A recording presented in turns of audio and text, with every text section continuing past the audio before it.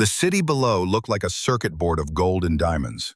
From the floor-to-ceiling glass windows of his penthouse on 57th Street, Ethan Cole could see the tiny, ant-like streams of yellow taxis fighting through the slush of Columbus Circle. Ethan didn't like Christmas. To him, Christmas was a fiscal quarter. It was Q4. It was the season of panicked consumerism that drove up the stock prices of the retail conglomerates his private equity firm, Apex Capital, owned. Ethan was 36 years old. He was handsome in a sharp, dangerous way, like a switchblade wrapped in a Tom Ford suit. He had made his first million at 24 and his first billion at 34. He had everything a man could want: a Patek Philippe watch on his wrist, a model girlfriend who was currently skiing in Aspen, and a heart that pumped ice water. His phone buzzed on the marble kitchen island. It was Marcus, his VP of acquisitions. "Tell me it's done," Ethan said, skipping the hello. He took a sip of his $400 scotch. "We have a problem with the Vermont deal, Ethan," Marcus said. His voice was tense. "The mayor of Evergreen is refusing to sign the zoning permit. She says there's a historic preservation clause we missed." Ethan clenched his jaw. "It's a failing town, Marcus. We are offering them $50 million to turn that useless forest into a luxury data center. They should be kissing our feet." "She's stubborn. She says the land includes the Whispering Pines. Apparently it's sentimental. She won't sign unless she meets the principal investor face to face, before Christmas Eve." Ethan looked at the calendar. It was December 21st. "She wants a meeting now? In the middle of the holidays?" "She says if you don't come by the 24th, the deal expires at midnight. We lose the land rights. We lose the Google contract." Ethan slammed his glass down. "Fine, book the jet. I'll go up there, charm the small-town rustic politician, sign the paper, and be back in time for my flight to St. Bart's." He didn't know it yet, but he wasn't going to St. Bart's. Evergreen, Vermont, December 22nd. The Range Rover rental struggled against the snow. Vermont wasn't just cold, it was aggressively white. The GPS had lost signal 20 miles ago. Ethan was wearing a $3,000 cashmere coat and Italian leather boots that were definitely not made for 3 feet of snow. He turned a corner around a massive snowbank, and there it was, Evergreen. It looked like a movie set, a main street lined with brick buildings, each one draped in garlands. A massive Christmas tree stood in the town square, its lights twinkling against the twilight. People were actually walking around smiling, carrying wrapped boxes. It was disgusting. Ethan parked the car in front of a building that looked like a gingerbread house. The sign read, "Town Hall and Bakery." "Efficient," Ethan muttered. "Government and carbs in one place." He pushed open the door. A bell jingled, not a digital chime but an actual brass bell. The smell hit him instantly: cinnamon, yeast, and pine. There was no security guard, no receptionist, just a woman behind a counter, dusting flour off her hands. She looked up. She was striking. Not in the polished, plastic way of the New York women Ethan dated. She had wild, curly auburn hair that was fighting a losing battle against a hair clip. Her eyes were green, sharp, and intelligent. She wore an apron that said, "Baking Spirits Bright." "Can I help you?" she asked. Her voice was cool.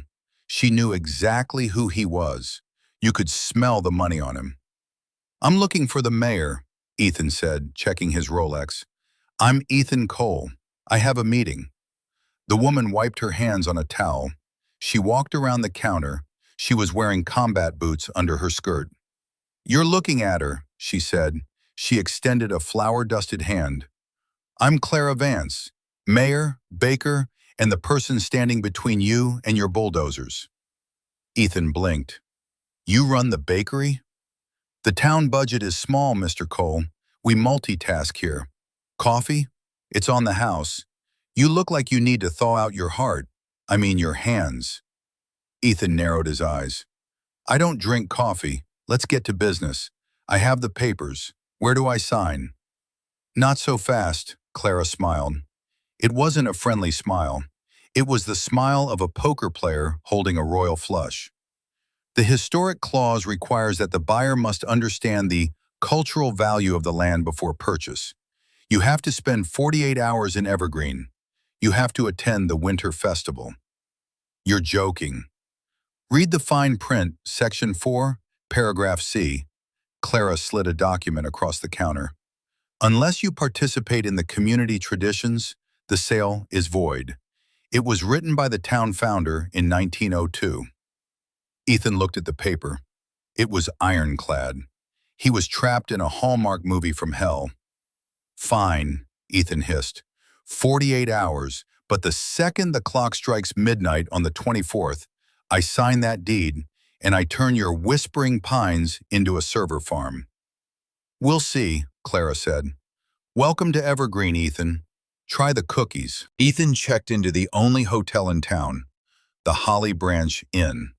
His room had no Wi-Fi. It had a fireplace and a quilt that looked like it was stitched by a grandmother in 1850. He tried to call Marcus, but the signal was dead. He was completely cut off from Wall Street. He went downstairs to the pub to find a landline. The pub was crowded. Men in flannel shirts were drinking dark stout. That's him, a whisper went through the room. The suit. An old man sitting by the fire looked up. He had a face like weathered leather. You're the one who wants to cut down the whispering pines, the old man said loudly.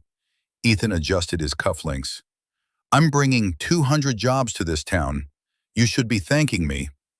Jobs, the old man scoffed. Robots don't buy coffee. Servers don't send their kids to school here. You're killing the town to save it. Progress is painful, Ethan recited his favorite line. Progress? The old man stood up. He walked over to Ethan. My son proposed to his wife under those pines.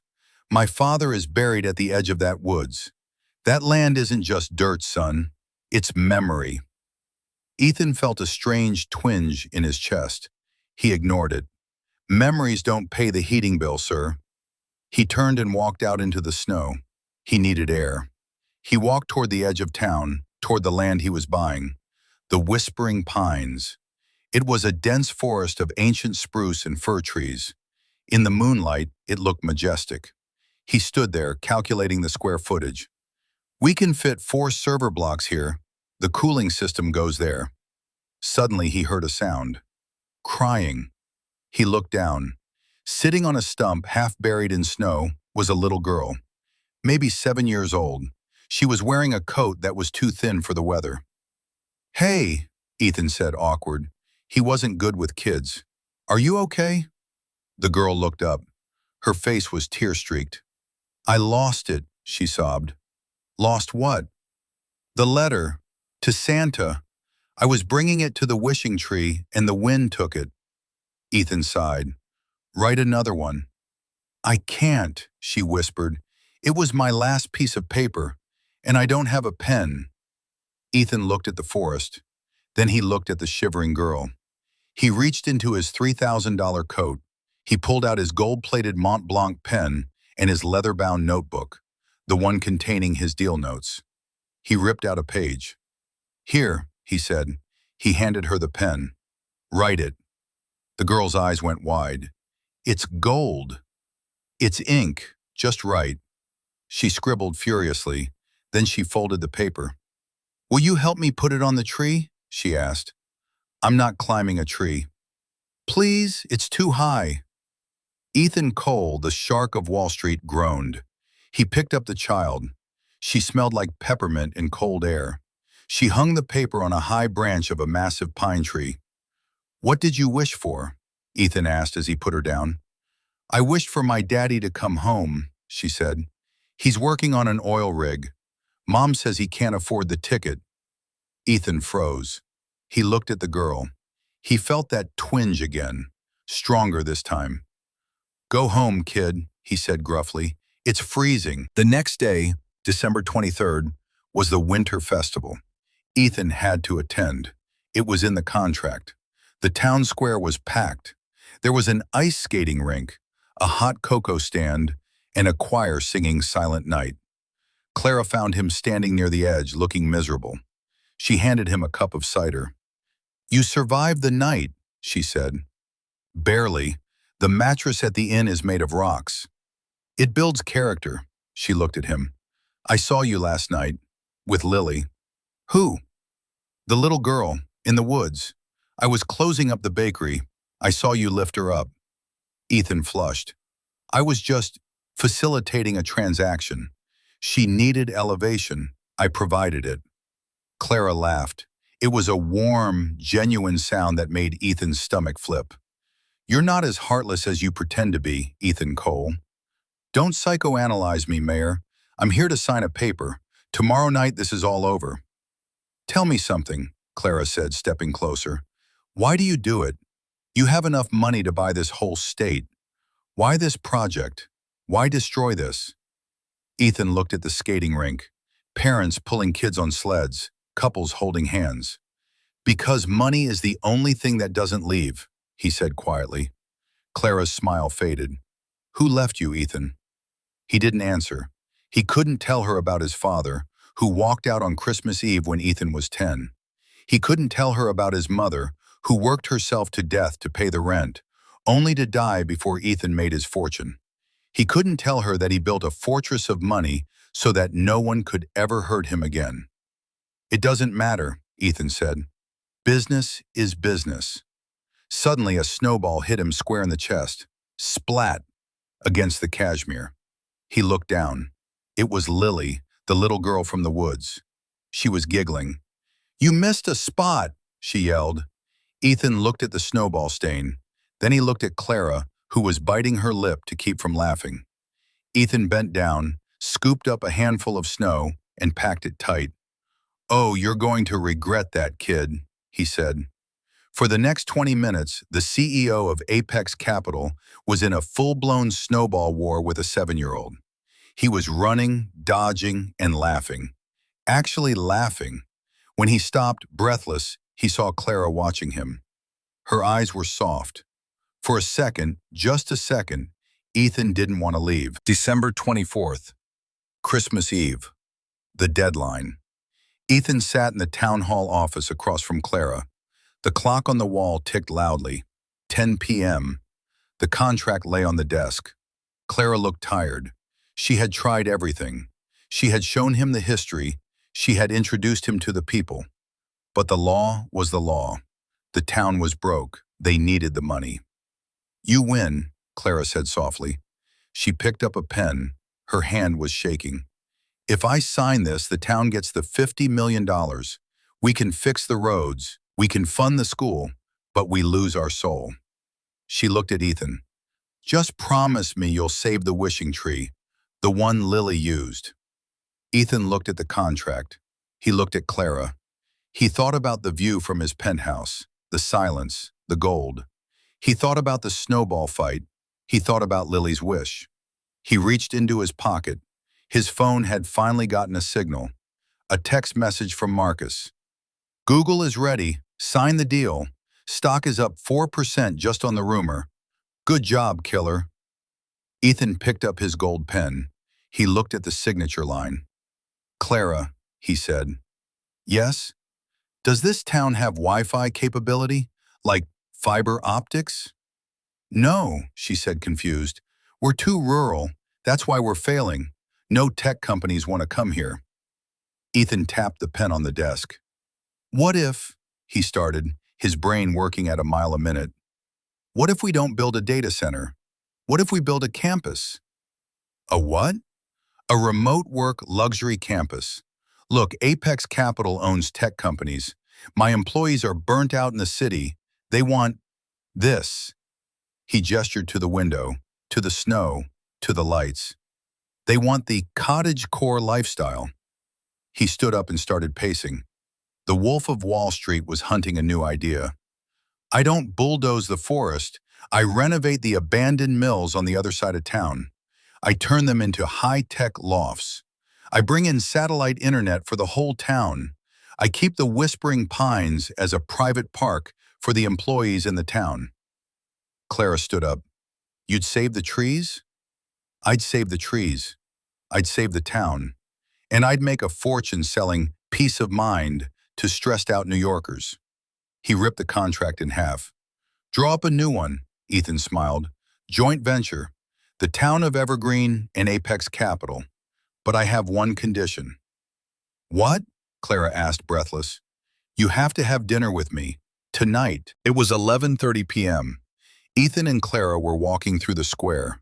The deal was drafted on a napkin, to be formalized later. The town was saved. Suddenly, a loud horn honked. A battered pickup truck pulled into the square. A man jumped out. He was wearing an oil rig uniform, covered in grime, looking exhausted but happy. Lily! The man shouted. From the crowd, the little girl screamed, Daddy! She ran into his arms. The crowd cheered. People were crying. Ethan watched. How? Clara asked. He didn't have the money for a ticket. Ethan shrugged, looking away. Maybe Santa got his email. Clara looked at Ethan. She knew. She knew he had made a call. She knew he had sent a helicopter or a private car or whatever billionaires do. You bought him a ticket, Clara whispered. I don't know what you're talking about, Ethan lied.